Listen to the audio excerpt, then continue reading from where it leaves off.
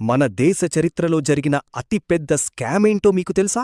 ఒకే ఒక్క పేరును అడ్డం పెట్టుకుని పాశ్చాత్యులు ఏకంగా 1200 ఏళ్ల మన చరిత్రను మాయం చేశారు. మన స్కూల్ బుక్స్లో అలెగ్జాండర్ ఇండియాకి వచ్చినప్పుడు శాండ్రోకోటస్ అనే రాజును కలిశాడు అని రాసి ఉంటుంది. ఈ శాండ్రోకోటస్ అంటే మన చంద్రగుప్త మౌర్యుడే అని బ్రిటిష్ వాళ్ళు మనల్ని గుడ్డిగా నమ్మించారు.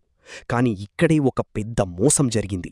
పండిట్ కోట వెంకటాచలం గారి ఆధారాల ప్రకారం మన చంద్రగుప్త మౌర్యుడు అలెగ్జాండర్ పుట్టకముంది అంటే ఏకంగా 1200 ఏళ్ల క్రితమే భారతదేశాన్ని అద్భుతంగా పాలించాడు.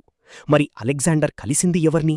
అతను కలిసింది మౌర్యవంశం రాజును కాదు, గుప్తవంశానికి చెందిన మరో చంద్రగుప్తుడ్ని. ఇద్దరి పేర్లు ఒకటే కావడంతో బ్రిటిష్ వాళ్లు కావాలనే ఈ ఇద్దర్నీ ఒకే వ్యక్తిగా మార్చేశారు.